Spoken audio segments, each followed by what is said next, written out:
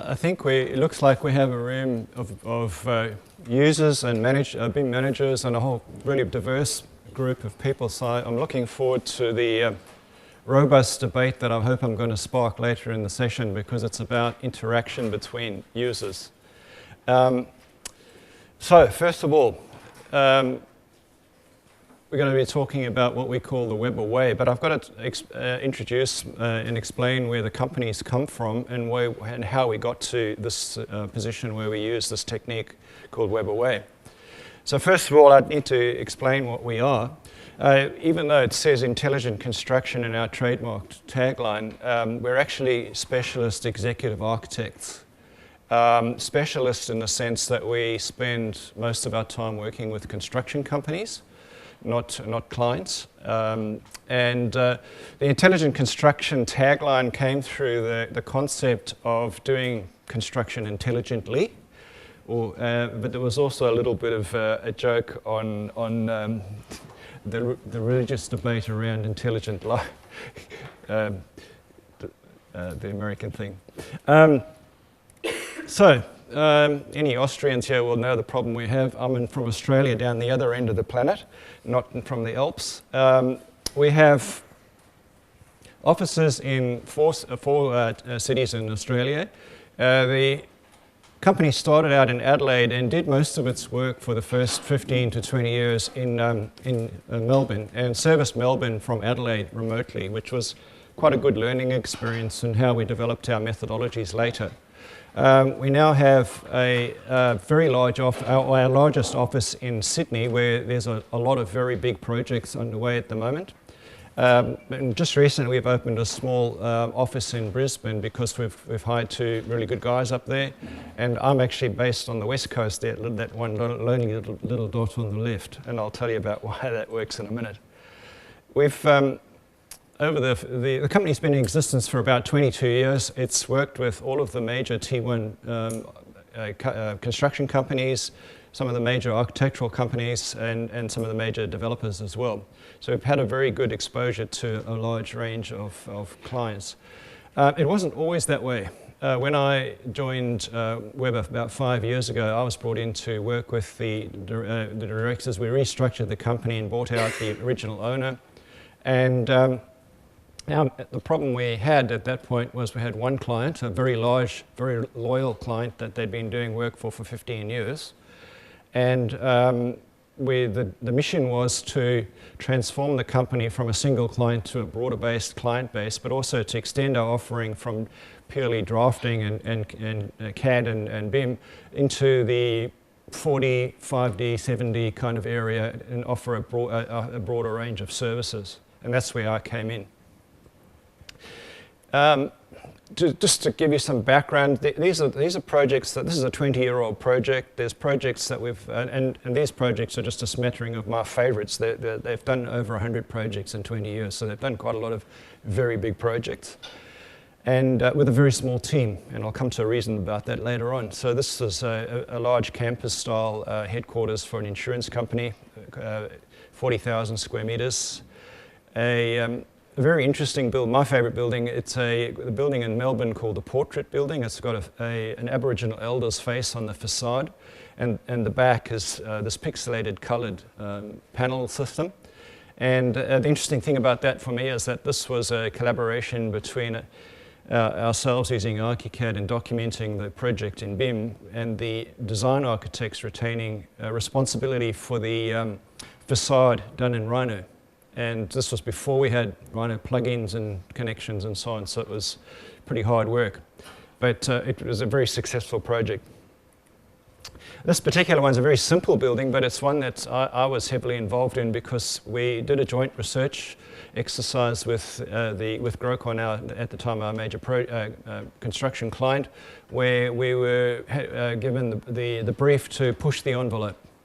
And we jointly funded the exercise, and basically this was the beginnings of our excursion into 4D and 5D costing and scheduling for projects. And really what it was an exploration of what was important to the construction guys and what was less important, to try and get a handle on what we should be doing.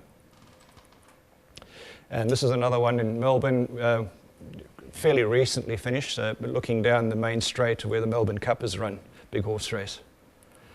So where do we fit into this as executive architects? I'm not sure if it's a term that's familiar in Europe, but essentially what it is that in design and construct projects in particular, there's a point at which the architects are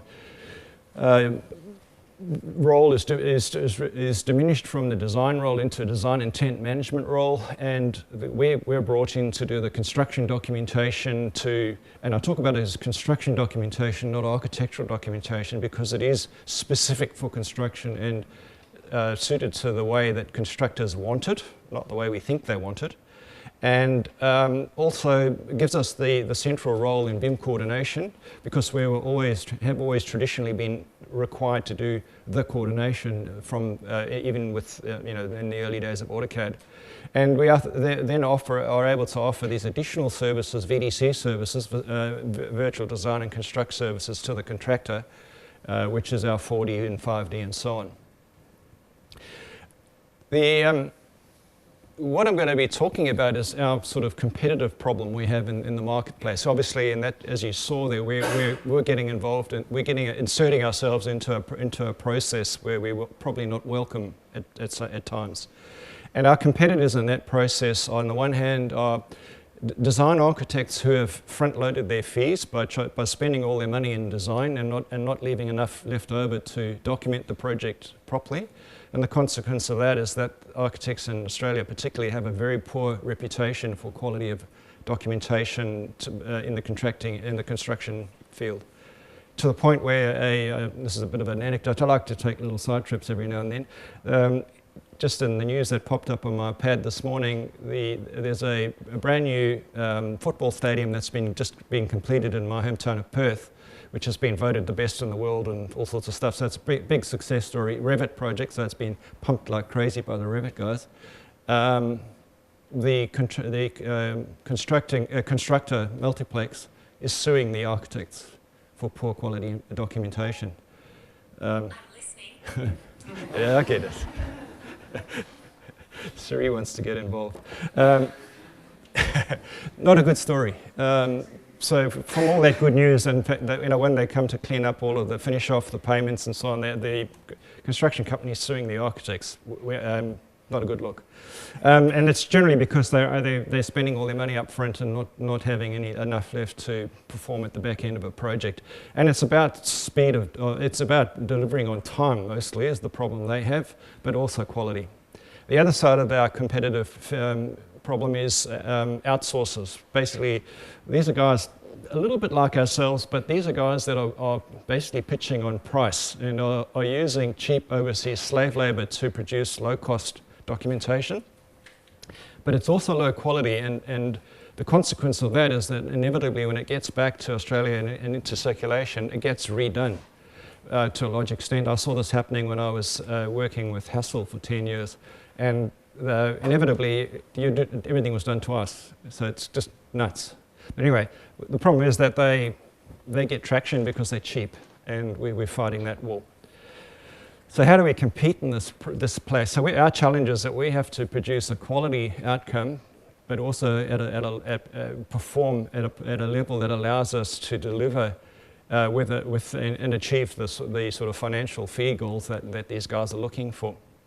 And an example I just want to quickly brush over, just to illustrate what's some of a recent win. It's Revit, ARCHICAD beating Revit. A very major project in the CBD of Sydney. It's a pair of heritage buildings that used to be government buildings. The one in the main picture there is the Department of Education. In the background down the road on the right, you can see another one that's the Department of Lands.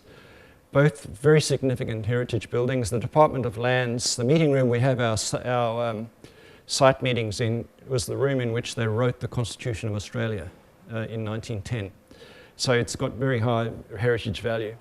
The architects on the project are Make Architects, who evolved out of Foster's and have done a really cool design to work with. We actually collaborate with them very well. We don't have any problem working together. And what happened was that the outsource type competitor of ours was fired from the project because they were having problems delivering the documentation out of Revit in a timely manner, to the point where it was so bad that the client, 3 months out from tender, we're going to tender at the end of October, 3 months out from tender, they fired the guys and handed it over to us in the knowledge that we didn't use Revit. And we had, the other interesting thing about that was that the construction team on site were not happy with the fact that there was this change made at such a late stage. Although the executives of that construction company actually recommended us into the mix, so it came from above, from their point of view. So we had a problem on site where we had a pretty negative reception from the construction guys on site because we were coming in to take this over. And so what this building is, it's a 6-star hotel for the Capella Group, about 350 million when it's finished. By the way, the two buildings are going to be linked under that road that separates them by a tunnel. The complication is that the Sydney Metro, which is under construction at the moment, is going down the same street at 90 degrees to us. So we've got two tunnels crossing each other in the street, and you can see the tunnel in that image there. So that's a bit scary. Obviously our mission was to deliver as fast as deliver quality to the guys on site as quickly as we could to calm down their negative fears that they had of the fact that we're starting all over. And we were able to take the Revit model, which by the way had been stripped of its drawings by the previous guys to make our work harder. But we had access to the PDF and DWG versions of the issued drawings, so we were able to take our model and build a set of drawings in 5 days from the DWG annotation laid over the top of ARCHICAD line work. A bit of a hack, and not our WEBBER way of doing things, but by delivering a full set of drawings, we have 400 drawings, we delivered all the primary general assembly drawings in five days after we started work on the project. Kind of impressed the guys enough to shut up and let us do our job. And so that was the first sort of win. The second win, but it was actually a bit of a negative win, was that the first thing we did, of course, is check the origins of all of these Revit files. And one of the origins of there's 6 models that make up this building, because there's a lot of existing. One of them had its origin in the middle of the Sydney Harbour Bridge. And there was origins just all over the place. But anyway, we recognised that there's a formal set-out point in the courtyard of this hotel, and that we then said, okay, the origin point's going to be there. We're going to teach you guys in Revit how to put your origins all in the right place, which you saw in that presentation yesterday, which we did. And then we discovered that the surveyors that did the point cloud survey and provided the data to the construction team to start their enabling works and the demolition, because bear in mind this building is 3/4 demolished already, ready to go, so they've already started construction, was 600 millimeters out on what was set out by the architects, and it's going to cost them hundreds of thousands of dollars to fix the problem. And we found it within days of starting work on the project, which also impressed them that we knew what we were doing, basically. The other issue we had was to do with the point cloud survey. That the surveyors had done the point cloud survey at numerous, from the outside, from the inside, once they stripped off all the walls and so on, and then a third time after they'd stripped off all the finishes, so we were back to raw structure. And the model was atrocious. None of the beams connected, none of the columns connected to beams. And when it converted from Revit, it created a library in ARCHICAD of objects that was 5.2 gigabytes, which just about crippled the BIM server. So we've had to deal with all that, and we're kind of getting there. And we are actually ahead of schedule for delivery at the end of this month. So the whole argument and negativity that was coming from the construction team on sites turned into a positive already, and we've only been on it for 2 months.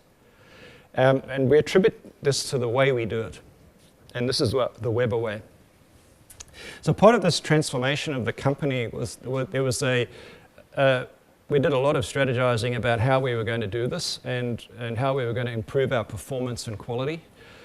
And we broke it into 4 areas. And the first area was the people we work with, our team.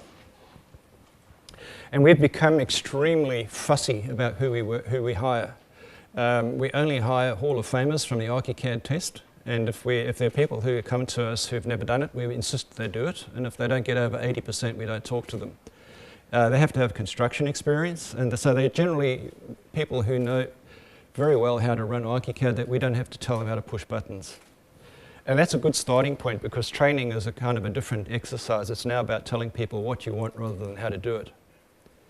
The tools that we use are there's a fairly good set of tools from the Nemetschek family. Obviously, ARCHICAD is the key component to that. We use BIM Cloud sitting on, and I'll show the infrastructure in a minute, sitting out on Amazon. We use BIMX a lot, and I'll probably divert into a little bit of a story about BIMX, because that's central to what we do. We use Bluebeam for all of our project markups on iPads mostly, and Celebri and BIM Collab for issue management, and Zoom for each individual. Every workstation has got BIM Collab Zoom on it as a viewer, but the Celebri is driven by our project directors. And we use Teams a lot as well because of our remoteness, and Office 365 obviously. The infrastructure is quite interesting. We took a decision to go 100% cloud very early on.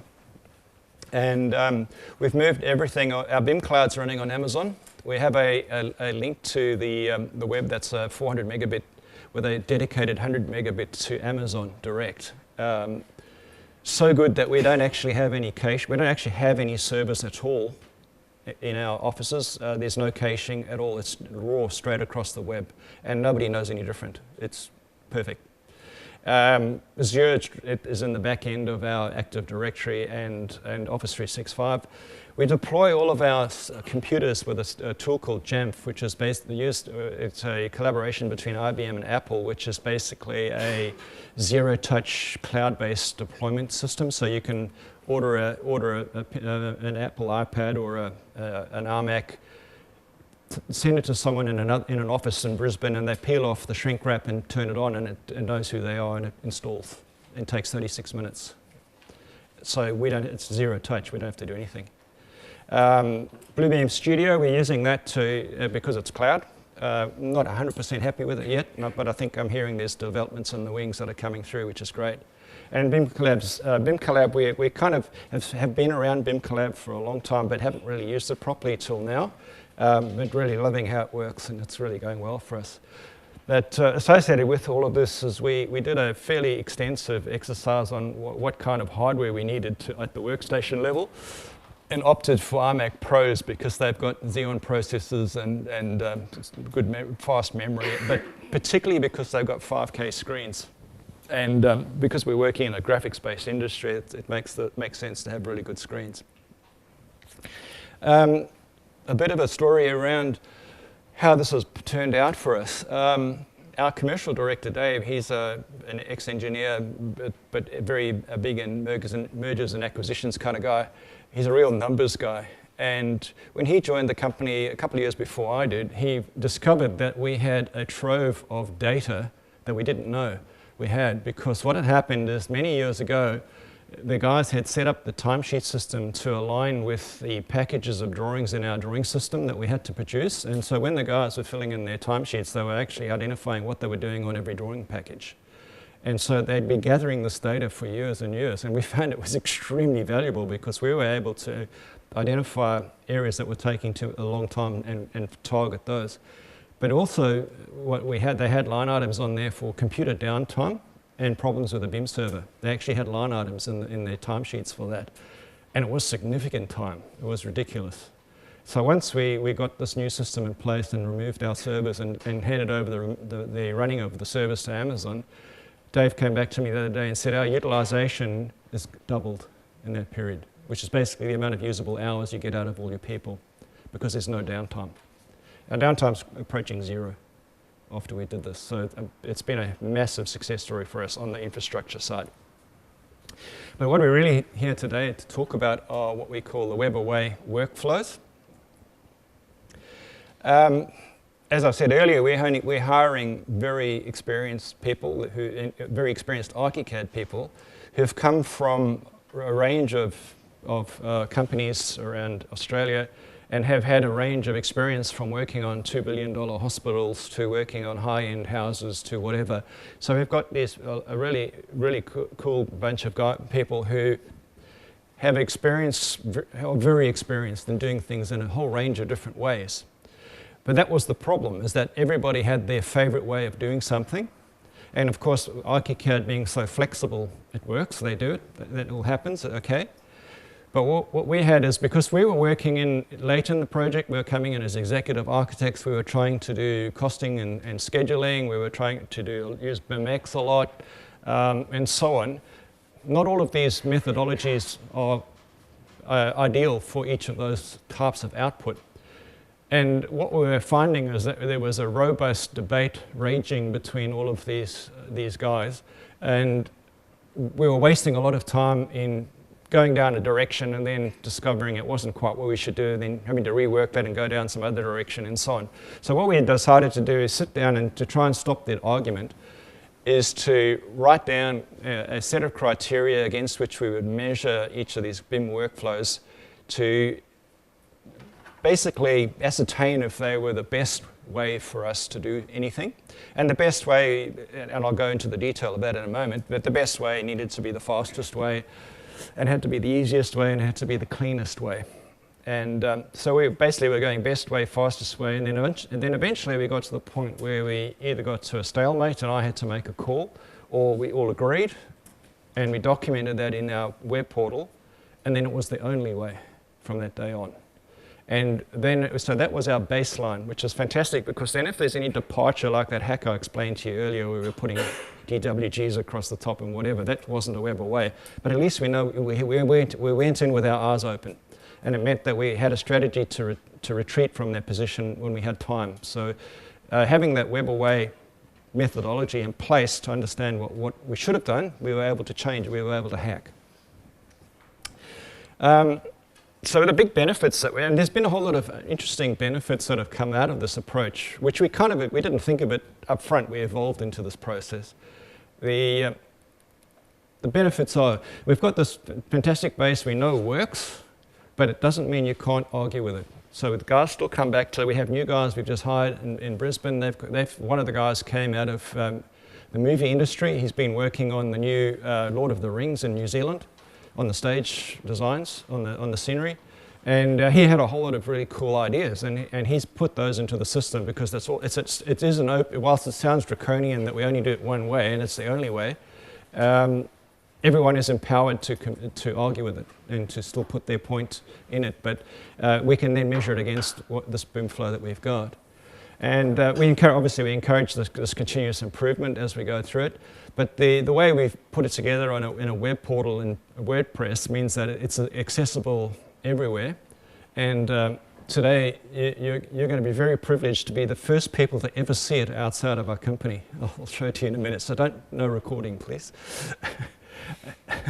So some of the benefits have been, so I said, okay, so these guys know how to run ARCHICAD that we hire. So what we do is that when they're working through their notice period with their previous employer, we give them access to the WEBBER way. And the kind of guys that we're hiring are curious, and they'll get in and they'll start reading up on all this stuff. And what we're finding is they turn up on day one, sit down in front of the computer, and they know what to do. We don't have to tell them. And that is just massive for us. That saves us a huge amount of time and effort, because we don't have time. Our biggest commodity we're short of is time, as you can see with these sort of projects we're working on. The other benefit, of course, that the debate ends and everyone can sit down and get back to work, which was quite a significant issue. We were spending a lot of time arguing about this. Obviously, with this methodology, you're getting a consistent quality all the way through. So the spin-off of that is we are able to use Celebri rule sets to actually test that quality. And we run a Celebri rule set for our weekly QA every week. And also inside of ARCHICAD, we use some basic graphic overrides, which I'll probably be able to show you some of those now, which will basically test against our WEBBER way workflow to make sure that it's been done the right way. And also, because we've now identified the fastest way, we've actually seen a massive improvement in performance in terms of how long it takes to do our work. And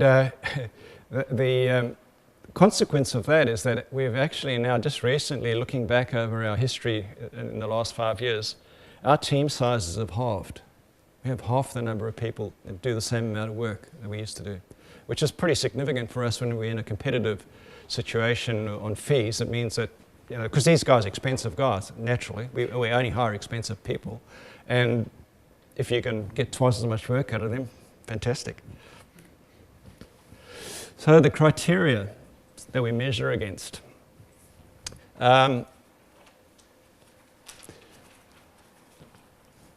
Does it produce construction caliber 3D? Now, what I mean by construction caliber 3D, we're working, it's a term, by the way, that was coined by Vico, who has a DNA coming out of Graphisoft, which is a tool that I've been trained in to do 5D costing out of and 4D sequencing. Construction caliber is basically, are you modeling every component of the building as a discrete element?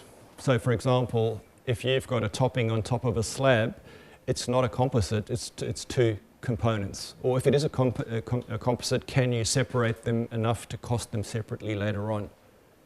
That's the sort of concept we're talking about. So we model everything, right all the way through the process. And what this is aimed at is the ability for us to do costing takeoffs later on. So what we're doing here is we're trying to, even from day one, we're modeling as if we've been engaged by the client to do all of the 4, 5, 6, 7 Ds without whether or not they pay for it. And so what we're doing is trying to do it as efficiently as possible so it's a default, because inevitably what happens is we pitch a fee to the client and say, we'll do all your documentation for this project, but here's all these extra services we can do. And they come back and say, no, we don't want those, we'll just take your basic service. And just about 99% of the time later on, they'll say, oh, by the way, those things you spoke about early on, can we have them now? And if you haven't started the right way, you can't. And so we work on the premise that they're going to ask us for it later. Obviously, our key output is 2D documentation. And when our 2D documentation is construction quality, as we call it. And it's pretty in the sense that it's pretty enough to only in the sense that it's legible.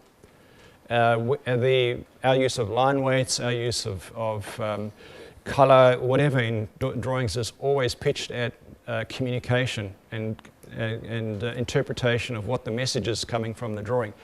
And so, and this is based on 20 years of experience with the construction guys, you know, sitting in construction offices on sites with bastard, real horrible construction guys beating up on you, making sure that they get what they want, and that's a really big thing for us.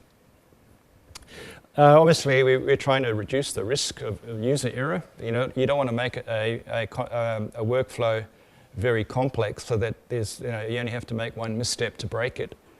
And when we get to some examples in a moment, I'll show you one that is exceedingly complex because there's no other way. But there's good news at the end of that. Then we come to BIMX. We offer BIMX to every client for free. And not only that, we offer BIMX to every client for free of all of the other consultants and subcontractors' documentation as well, so that they get an entire package of documentation for the project in BIMX from us for free. And that is a huge thing for our guys. A lot of them don't know that don't realize the power of it until later on. But we've had that building that I showed you in Melbourne that we did the research project on. They actually constructed 3/4 of that building from BIMX only. By that stage, they'd stopped using paper. And so that was a huge thing for us. And from that experience, we've decided that and worked into our system the methodology where we can basically issue BIMX to the client for free. And what we do is, so basically at the end of a week, whenever, if you're issuing a package of revised drawings, the BIMX goes with it. The BIMX travels with every set of drawings. No PDF leaves the office without a BIMX alongside of it. And we do it even if they don't want it. And it's just sitting there, and the guys inevitably find it, and then they find out what to do with it, and off you go. The other thing we do, and I should have probably had a slide showing it, is that we put a QR code on our title block that actually links to the BIMX. So if the guys have printed out a set of drawings and they're lying on a table in a site hut, and the guy says, "What's that?" you say, "Well, point your phone at it," and you'll get BMX. And so that's how we're trying to get people away from paper. Obviously, we want it to work in Celebrity, which means it's got to work cleanly in IFC. We've got to be able to translate it to Revit and DWG, because unfortunately that's the world we live in, and it's a constant battle getting these guys to work through. I'll give you a little story. I don't know if you have the same sort of problem in Europe, but in Australia, you get a lot of pushback from the Revit team about, "Oh, do we have to deal with IFC? I don't know what it is. How am I going to do it? It takes too long," and so on. So we thought that was the stumbling block from their point of view. What it turns out is it's not the stumbling block at all. The stumbling block is the fact that they wanted access to our drawing layouts so that they could switch off a few things and just let their pipe work show on our drawing, and they finished their job. And so basically we were doing their drawings for them. And we were pretty annoyed when we found out that that was the main reason for the pushback. But now we've turned it into a positive, and we actually produce stripped back DWGs that for that very purpose, that they can just lay in so that they don't have to come back to us later on and whinge. So there's no excuse now to using IFC. And we had a guy, yesterday, I had something pop up on my iPad to say that some subcontractor was insisting on Revit, and the guys just told him to get Nick, go and use our system. And it worked. Vico, I use Vico for 4D and 5D, and so the interesting thing there is we talked about construction caliber. You have to model everything separately so that you can cost it, and I'll talk about one of those in a moment. What does the model component element have to look like to be able to work, to be costed? And then ultimately, at the end of the day, even though we don't get a lot of requests for this, we want it to be Kirby compliant from the get-go. So for one day, someone's going to ask us for Kirby because they didn't know they needed it until they ask us, and we need to be able to produce it. We had a company try that on us a few years ago, and we didn't know whether we were Kirby compliant. We actually were about 90% compliant out the box, which was quite good. We were quite happy with that. And what we've done is make sure we now are 100% compliant, so we can actually output data into Kirby format at the end of a project without too much risk. So this is the WEBBER. This is a screen grab of the WEBBER way. So it's just a WordPress. It's nothing special. We use posts for each of these articles that we need to write. We have some standard pages across the top. We have a definition of, and this is where I'll just flip over to the real one. We have a definition of what the WEBBER way fundamentals are, what's fundamental to what we're doing here. And basically, it's, WordPress logs me out all the time. It basically gives you the rules about how WEBBER way works, okay? And what we're doing here is we're talking about continuous improvement, and then the rules around how do we decide if a workflow is better before we even go and test it against the criteria. And the first thing we do is we investigate and understand if we're using the software correctly as designed by Graphisoft, because if we aren't, we need to work out if we think that workflow doesn't work, we better make sure we know that it's not how it's behaving wrongly. Only once we've done that will we look at once we've tested, we'll look at trying to come up with an improvement on it. And before we go down the path of investing lots of hours in producing libraries or whatever, we'll go looking for a commercial solution, if there's one out there. We don't want to reinvent the wheel if we don't have to. And then there's this checklist, and I'll bring that up in the PowerPoint in a moment, but basically, oh, you've seen it already. That's the checklist against it. But there's also a style guide about how we want this written. And it basically keeps it tight, shows you how to categorize it properly and so on. So we want to get this quality coming right through the whole document. Our quality manuals and for our 9001 certification, everything's available through here. So we've got our quality manual bit in here as well, but also our project processes and everything. So our whole company runs basically through this interface. Basically, if there's any questions or any methodology you need to know about, this is where you go and work out how to do stuff. So we've got a few key articles posted, pinned to the front. But basically, when we bring a new person onto the staff, what we've done is we've created a top-level post that basically points to a whole lot of other posts so that they can find their way into the system as quickly as possible.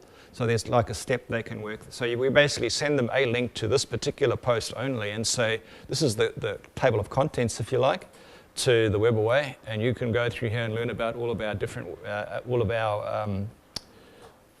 methodologies for doing stuff. So I'll just pick one at random. It's about detailing.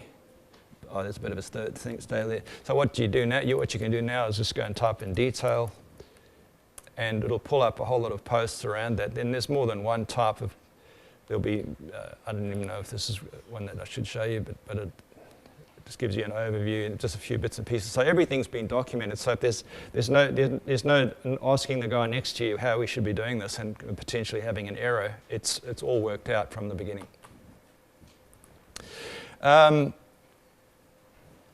Going back to the PowerPoint, what I was going to do next was go on to the.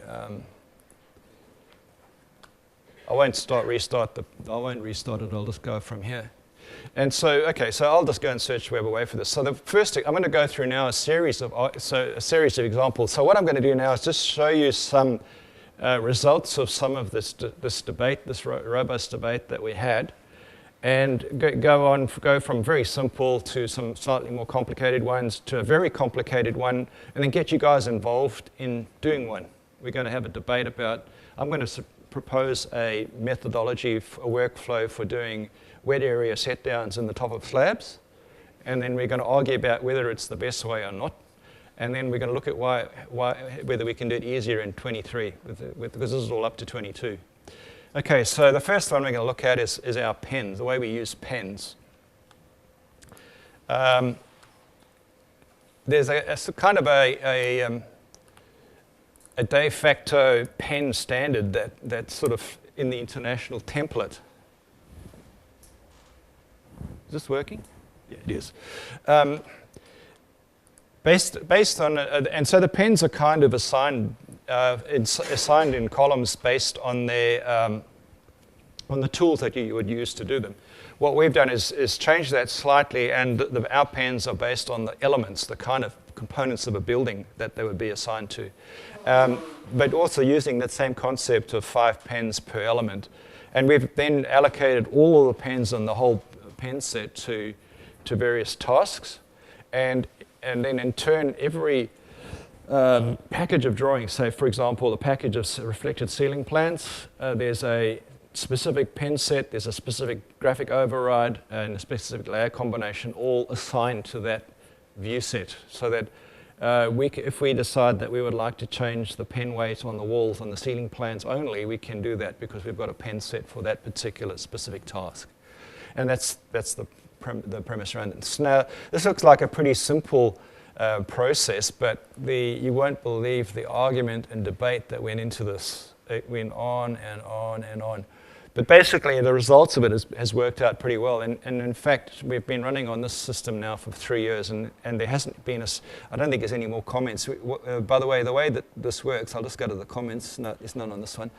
The way that this works is that every article being a post is that if you disagree with it or you've got a better idea, you write at the bottom. You go to the bottom and write a comment on the post. That comes back to me, and then we just take it back into the team to go and see whether it's worthwhile reinvestigating it. So this is what these things look like. We go through and we spell it out, so there's no debate. This is symbols associated with objects get 64 for separators, and so so it's every single pen has been worked out. We also, and one of the other, this is not about workflows, but about pens. But the other one that we do, which is very powerful for us, is we have building material pens for specific materials. And this is to allow us, and this is a kind of a spin-off from what construction guys want. So you'll see one, I don't know if you can read it there, that one in the blue. It's a product called Dinsil. I don't know if you have it in Europe. It's basically a permanent formwork system for reinforced concrete walls that's got built-in steel, and you just basically clip this thing together and fill it up with concrete, and you've got a retaining wall. And the construction guys want to see that highlighted separate from your in situ concrete or block work or whatever. And so we've got a building material pen specific for that product, and we've got others as well. So for example, the other thing we've got here is we've got standard plasterboard, the black one there, but we've also got moisture resistant plasterboard. Now the interesting thing about that is when you're putting your wall types around a bathroom or laundry or whatever, and it's specified that you need moisture-resistant plasterboard, we can turn on this pen and the pen set and make it show up to make sure that it's contiguous around every room, and someone hasn't put the wrong wall type around that room. So it's a little bit of a QA thing on the fly as you go, using pens to do that. So that's a bit about our pen system. I won't go into it in a lot of depth. The next one I wanted to talk about. Wall types. There's a problem on a lot of our projects where you end up, depending on the methodology you approach, or approach you use, you end up with hundreds of wall types, which is really confusing to the contractor and lots of work for us, and hard going. So what we ended up doing is spending some time understanding where you're going to measure this information. So for example, if you're producing a block wall that has metal studs and the lining on it, the metal studs and lining are measured by a different subcontractor from the block work, so they need to be separable at some point. But if you've got a standard stud wall, that doesn't apply. In these particular walls, you actually have a proprietary plank, precast plank system is the core. So that's, again, something that we need to be able to separate out. And what you're actually looking at here, and I'll go and open it up because this explains how we do it, is a smart label that one of our guys has come up with. So I'll just search on walls. I think it's this one. So one of the tasks that we identified as really time-consuming and counterproductive to our goals of performance and so on was wall type documentation. It was very manual, very slow, very prone to error from users. And so what we did is going through this robust debate process and looking at all of those criteria, decided that the ideal way to do this was to come up with a smart label that would automatically produce the wall type diagram, if you like. That's a plan view of it. We've just released a section view one as well now. And basically what that label does is you place the label on the top left corner of that short piece of wall. It automatically reads what's in the wall composite, and if it's got steel studs mentioned as a skin, it'll put in those symbols to show the studs and dimension it, and basically so it's one click and it's finished. And then it's tied to the composite. So if you go and mess with the composite, it will update as well. So on that project that I showed you before, the guy produced, I think, something like 52 or something wall types for that Capella project in an hour. And so that's pretty good performance from our perspective. And it used to take days before. And based on the success of that, now, one of the issues with working on that particular project is they've got a full set of documents that's incomplete and slow and behind, but they had it done in a particular way. They had all the drawing numbering scheme that was different to ours and so on, but they did all their wall typing as section typing, which we used to do as well.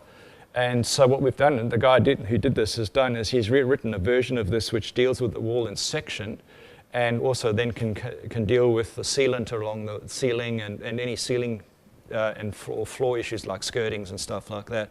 But it still is one click on the wall. So all you're doing is putting sections of wall down on the plan or in the section window and just tacking this label to it, and you've automatically got a drawing quickly.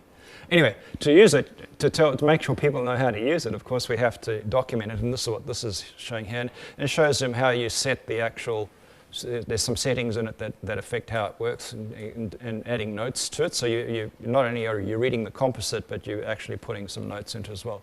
Our composites are made up, have multiple spaces in them that our labels basically uses to concatenate and extract data. So it's got, not only has it got the type reference like P02, it also pulls out any fire rating requirements or acoustic requirements from the composite.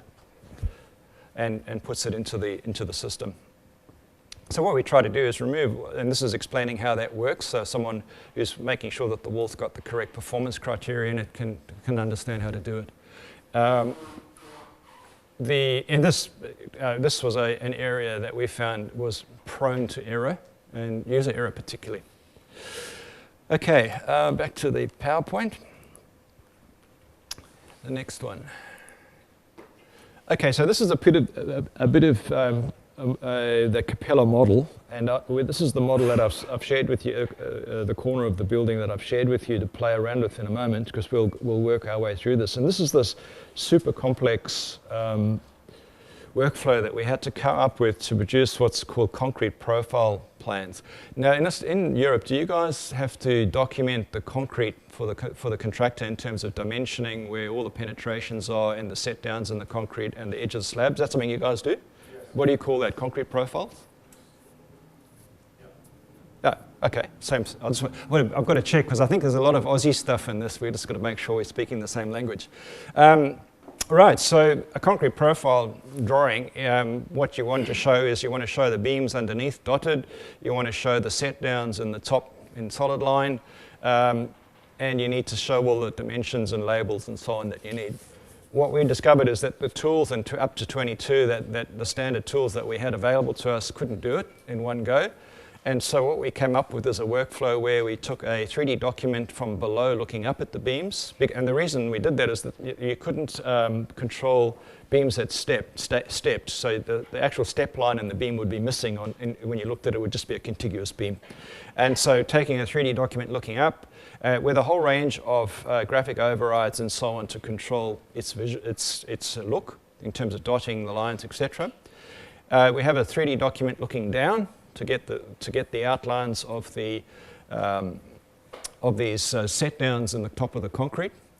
The reason for that is that, and I'll show you a little bit later on, because this is the workflow we're going to go and work up together, is that we use a special technique to actually automatic solid element the set down out of the slab, which of course won't show unless you do a 3D doc to look down on it. So that's why we're doing it that way.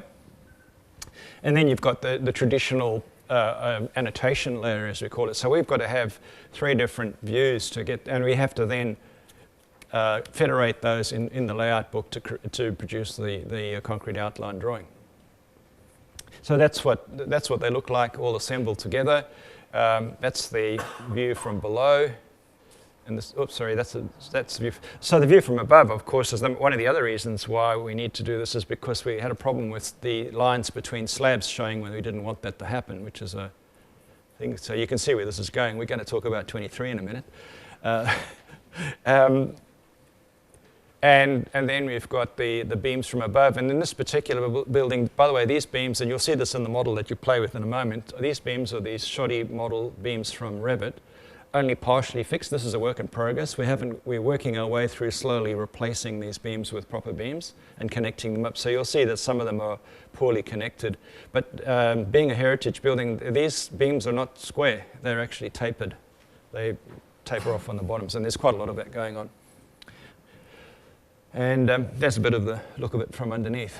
So this is the point at which we go into ARCHICAD, if you want. How are we going for time? 40 minutes.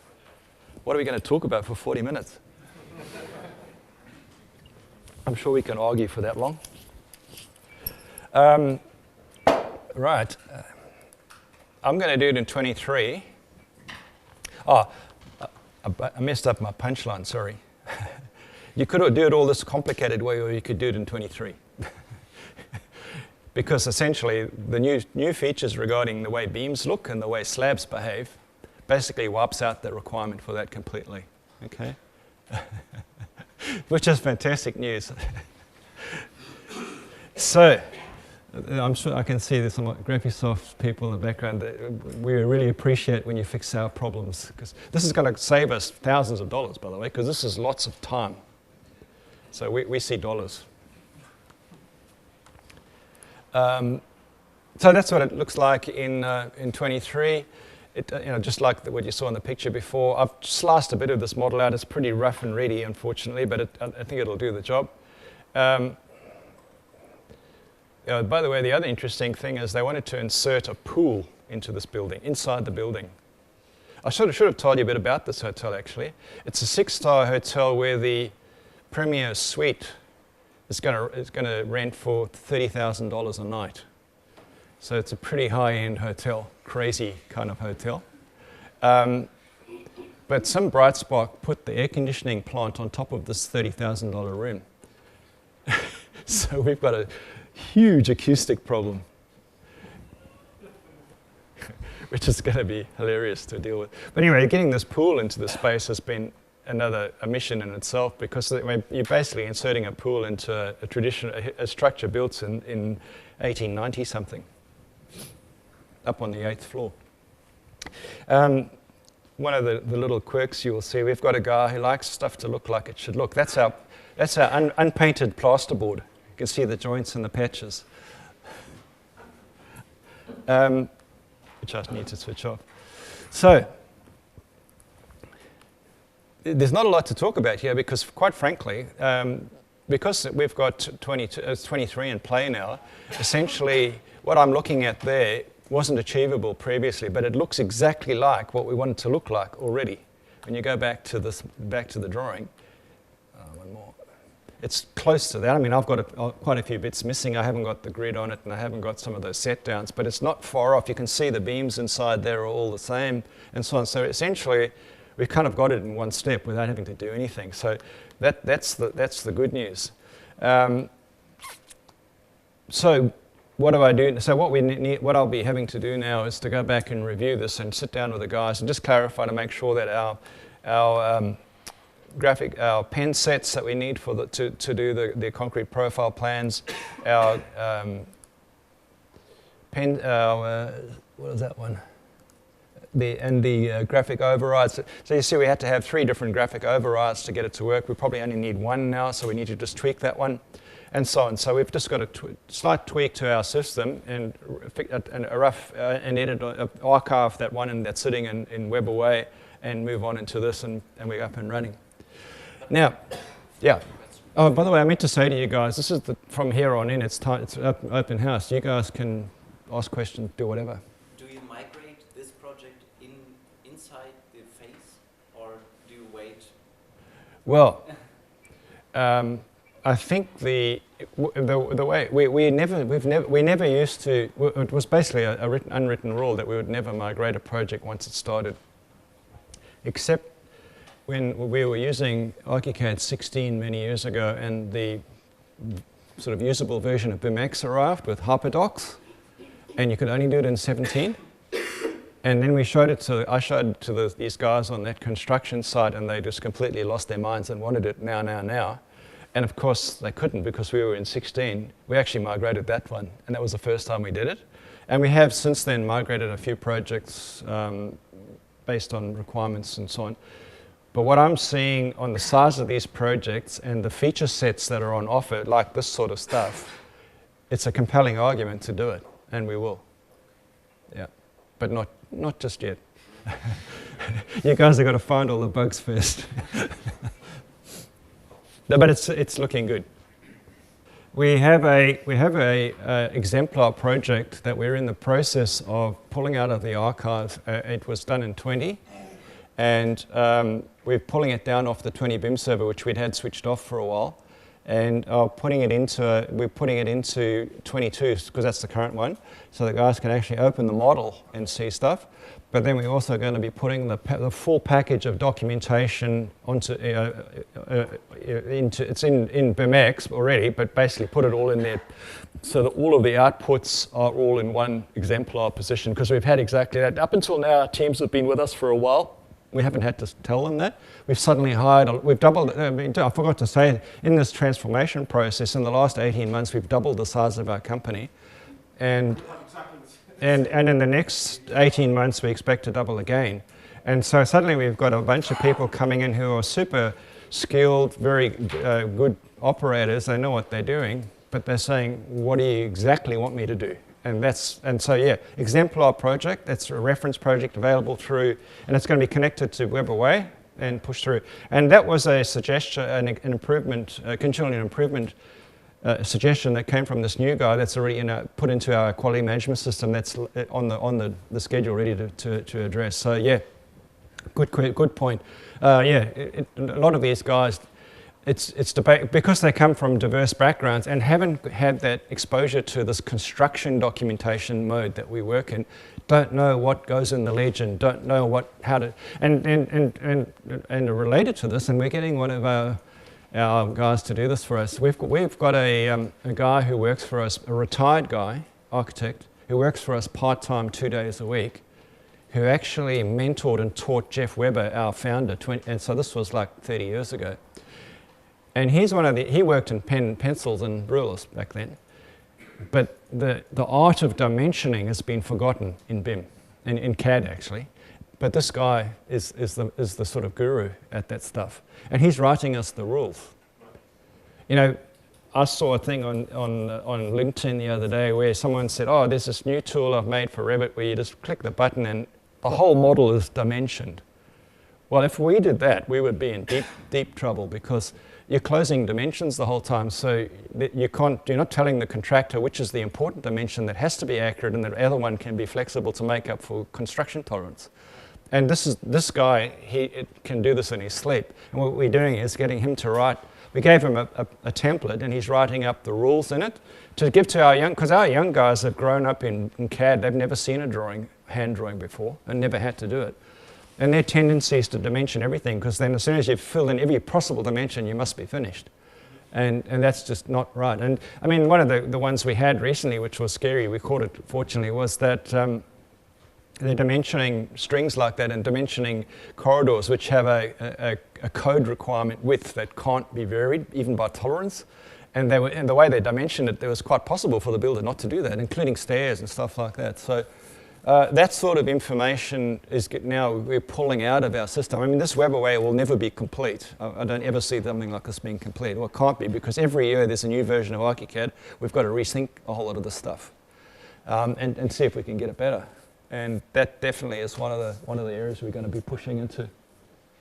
But dimensioning is a particular bugbear of ours at the moment because it's seen as a really slow process and prone to error. Project to project. Depends on the interior designers you're working with. On that Capella project, we're working with a shocking interior designer who does 2D only, AutoCAD. But in insane detail. You know, you can see every grain on the carpet. And they are also very needy in the sense they came to us and said, oh, we need to produce for them DWG backgrounds for the rooms for them to do their business in. So what we did is we said, okay, we've got to accept that they're going to do this. And we've got to accept that they're going to not be very helpful in the BIM sense. So we said, okay, here's the deal. We'll do it for you, because we were pushing back and saying, no, that's your job, not our job. We said, okay, look, here's the deal. We'll do it. And the problem is that based on this building, every room, the position of the window in every room varies, every single room, because of the old building. And so we said, okay, what we will do is we will produce for you DWGs of interior elevations of all of the elevations that you need for each room, including the view of the outside wall that's got this window that's in its different position, as a set of DWGs, but you are not to edit those DWGs at all. We're going to actually lay the sheets out for you.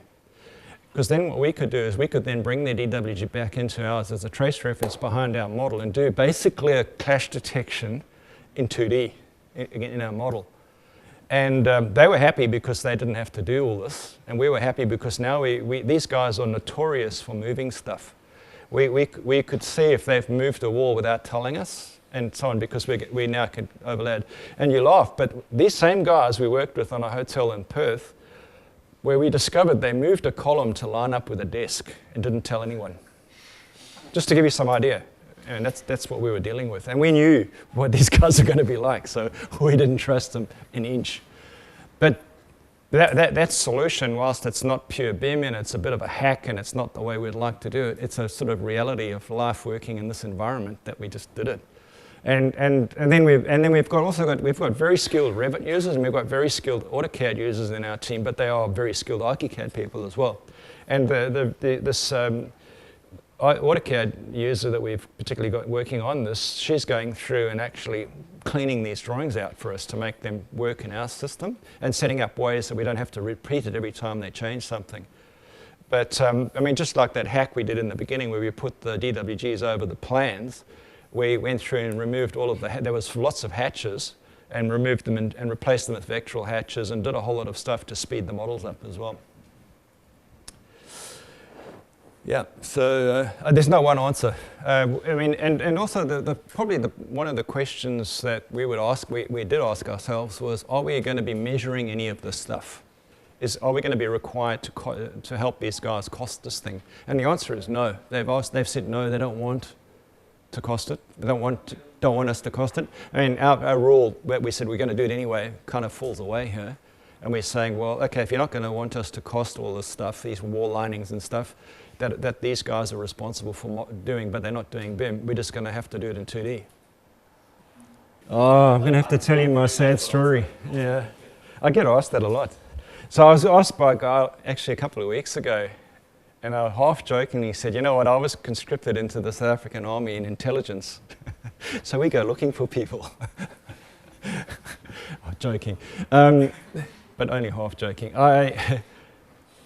We realized that recruiters have no idea what we want, no idea. And we tried, and we've got a firm, a really nice firm of recruiters that have the floor below us in our Adelaide office, and we get on with them really well. They've helped us hire people in the past, but they really didn't have no idea what we wanted. So we had to take on the role of defining who it was we wanted. And so basically we went out in the world and looked for them. And basically we went to the ARCHICAD Hall of Fame. Every Aussie on that list's on my hot list. We went to LinkedIn, we looked and we spoke to people, we worked our networks to find out who had a good reputation, who wasn't so good, etc. And I've got 150 people on my list now, and more than 3 times what I need. And what we did, we hired, about 3 months ago, we hired 6 people, and we gave our recruiters a list of 12 that were our top of our list, and the top 6 of that 12 were hired. So it was 100% successful. And they've turned out to be fantastic. And in fact, everyone we've hired recently, and I mean our whole team now is a fantastic, high-performance team. We went through a little bit of an issue with our transformation process because there was a lot of people that were, I don't know how to put this diplomatically, not up to scratch on ARCHICAD. And it was mainly about attitude, not so much about skills. And so at a point during this process, we said, okay, everybody in the whole company is going to do the ARCHICAD online test, and the pass mark's 80. And there were some people who couldn't get anywhere near that, and they no longer work for us. And we didn't fire them, they just left because they realized they weren't going to cut it. But to do that, I actually had to do the test, and I had to score more than them. So it was a lot of work. It's actually deceptively difficult, yeah, and that's what's good. But interesting, one of the things that comes out of that test is when our recruiters ask people to do that test, we ask them to tell us what people say. Because we've had guys say, yeah, okay, I'll do it, and they do it once. But then we've got other guys who said, oh, you know, I spent the whole weekend, I did it 27 times, and I've got 82%. You're hired, mate, because you've got persistence and competitive instincts. Right, so wet area set downs. I don't know how you guys do it, but our guys came up with a pretty clever way of doing it with walls. I don't know if you've ever tried this way. Does anyone else use walls for wet area set downs? No? Oh, good. We're going to learn something. And that's the other thing I said to these young guys that work for me. I've been doing this for 28 years, and I learn something new about ARCHICAD every day. You can never get to the end. So, we all agree what a wet area set down is. Basically, you've got to have a little bit of a set down in the slab to allow you to put some screed in to get the falls for your tiling, whatever. Is that what everyone understands what a set down is? Okay. So what one of our really clever guys came up with was an idea to use a polygonal wall with a material with the highest possible priority, and use the material priorities to cut the slab. So if we go and have a look at our building materials, and I've already done it, sorted it by priority. So the highest priority right down the bottom here, one of the highest priorities is airspace set down. So it's basically going to cut everything upstream of this. Pretty straightforward. The other thing that we need to look at here is in the wall tool. We've got a polygonal wall. We can basically outline the shape of the bathroom, irregular shape, whatever, it doesn't matter. We can just trace it out as a polygon. So that's going to work. We've got a special layer for it. By the way, we do all of our layers using uniformat prefixes because it ties back in nicely into our Vico system. And so I've put one in the model if you're following along. I've put one of these guys in here, but I haven't positioned it correctly. Now, what I've got here is I've got a bit of the new slab, which is the darker one, and the existing slab, which is the older one. And the old slab has had its topping stripped off, so that's the structural floor level.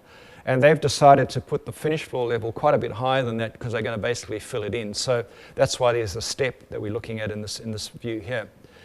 So what I'll do now is I'll just grab this guy and, drag this down.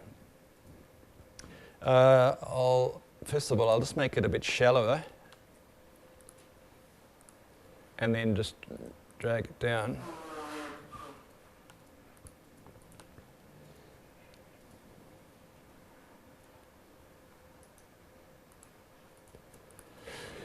Okay, so now when I hide that particular element, it's cut the slab. Okay, so we can create the 3D properly, quite easily. The next thing to look at is, will it document correctly? Well, in the previous concept, we had to use that 3D view to get them to show. I think we would possibly have to leave this element, this wall showing on the plan to do it. I haven't checked if we can actually see that as a dotted line in the slab in the new version. How do we measure this? Okay, so the way you measure set down, the way you cost a set down is that it's actually the length of the formwork along the edge of the set down. So we can basically, so what I can do is I can isolate that set down wall and collect them all up and measure their perimeters. So tick, I can do that. Make sense? Anyone disagree?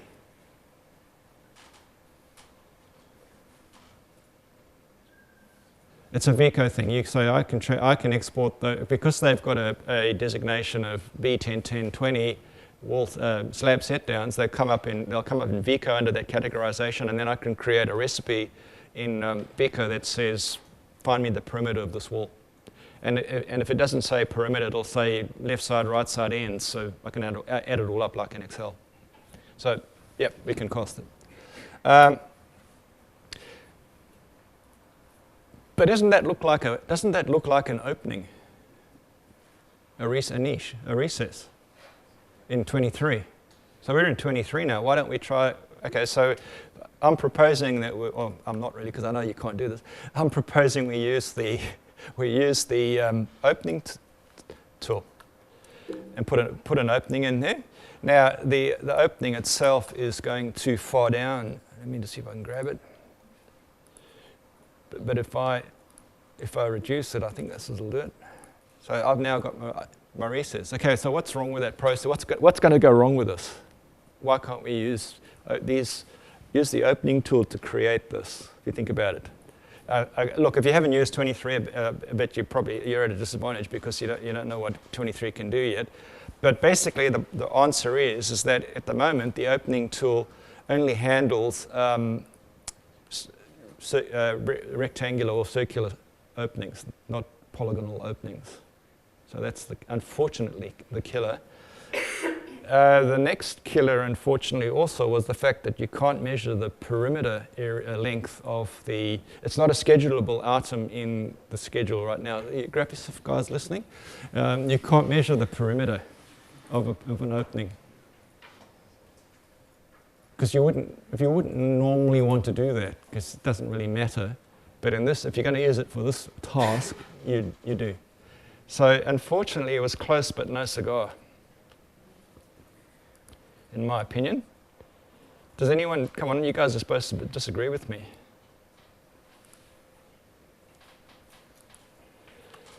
No one disagrees. But anyway, so you can see the sort of thought patterns that go on here for how we work through this process. What we're looking for is a tool from Graphisoft or that will function in its default method to create what we're trying to create. So this is getting close, but then it's got to do certain things. It's got to be able to be polygonal, because the rooms we work with are never purely rectangular. It's got to be measurable, so we've got to be able to get its perimeter off somehow.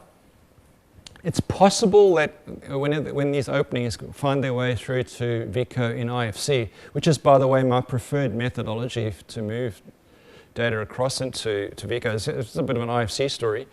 In the manual for Vico, there's a great big warning message to say that it's impossible to extract the skins of a wall in a model in Vico. They can't do it, either Revit or ARCHICAD.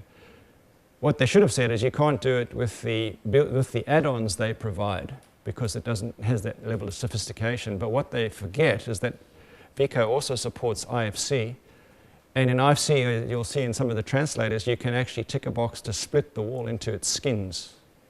And when you do that and bring it into Vico, it actually comes in as individual skins named by the composite name, which is a win. Massive win for us.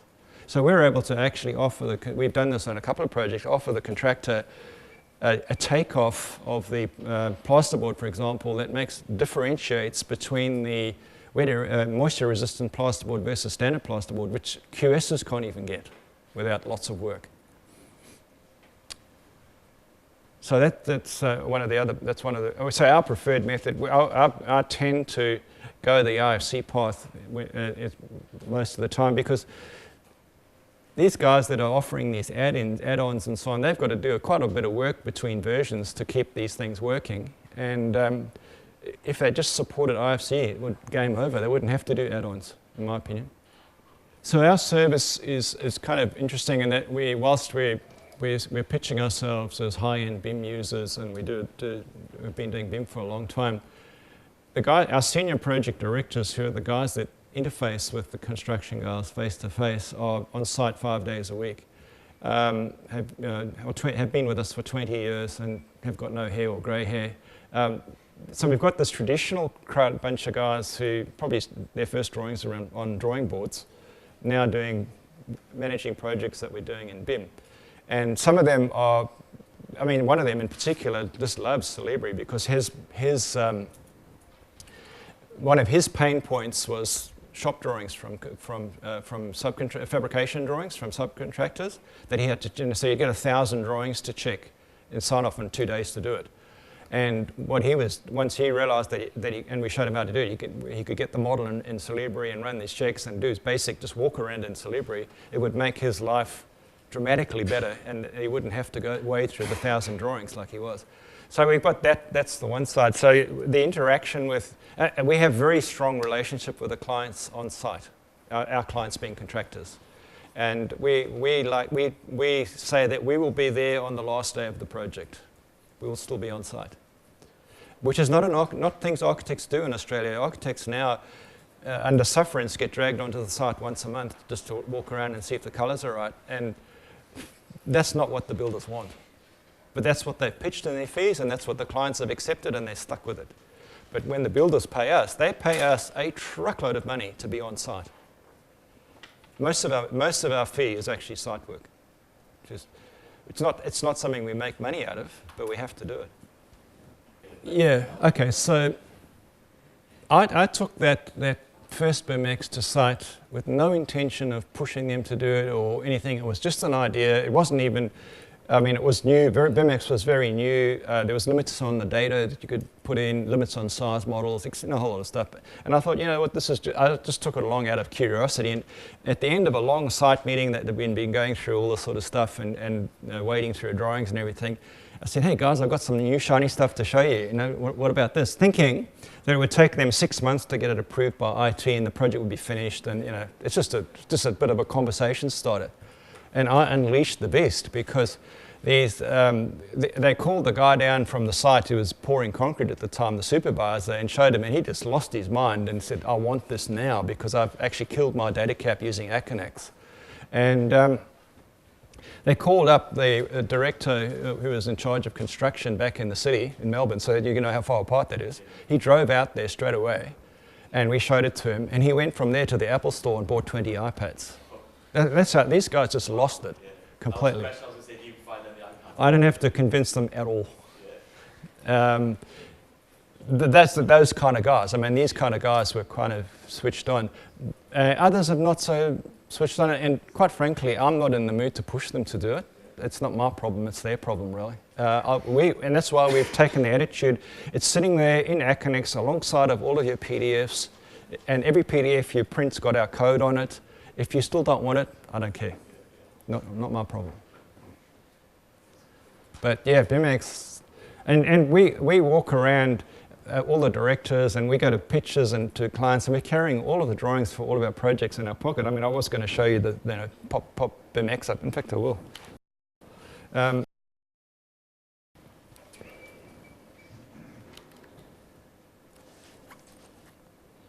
Whoops, I just closed it. So that Capella project I was telling you about, that we've just, so we've issued the model in 5 states. So there's one with a demolition component shown. So this graphic override feature of Lab now is fantastic because we can show what's demolished, we can show proposed, but I'll show you the completed one. And so this is a project that was point cloud scanned and then modeled by the surveyor in Revit, and then we've cleaned it up. It's got way too many polygons. Oops, I didn't mean to click that. But you can see the kind of quality that's coming out of BIMX now. It's absolutely brilliant. And so this is, I mean, so look at the detail on this model.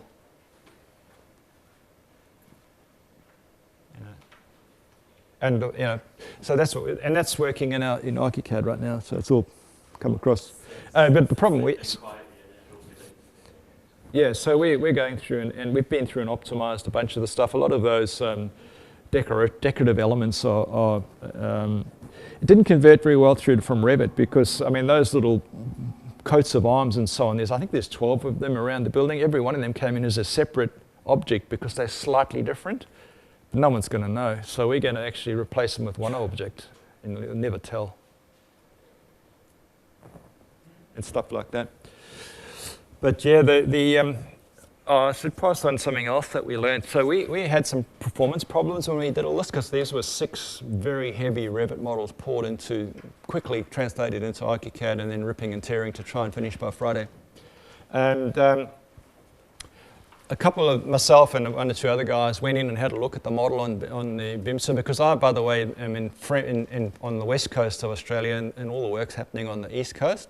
So I'm in the cloud as well, and because I fly backwards and forwards a lot. And what had happened is that we'd logged into the model. I'd logged into the model and had a look around and was keeping tabs on what's going on. One of the other guys did as well, but then hadn't been back for quite a while. And what BIM Cloud's doing is it's hanging on to all the changes to give them to you when you do eventually turn up again. And the model just grows and grows and grows. I don't know if you guys knew this. It's something new to me. Ed Brown told us about it. And the model grows and grows and grows and gets slower and slower and slower. And you can fix it by resharing it, or you can fix it by just logging in. And so now we've implemented we never used to do this. We've implemented a reshare every month just to clean it up. And it's working well. Because we were priding ourselves on our BIM server performance running on Amazon. It had been running for over 2 years and never had one single error. We had a completely empty log. Never had an error, which was quite foreign to us. And what I put it down to is that our guys are configuring our server internally, our internal IT guy had no idea how DNS worked, and they had no idea how mail worked properly, really, at the bottom of the end of the day, and they just couldn't set it up properly, and this thing was just failing all the time. But Amazon guys just nailed it, basically. Yeah, and then on this particular project, we were able to just call up Amazon and say, hey, we need a server that's an instance that's twice as big. And the guy called us back 2 hours later, and we had it, and we didn't even know. We're still working. So it's pretty cool working with these guys. All right, thanks, guys. That's it.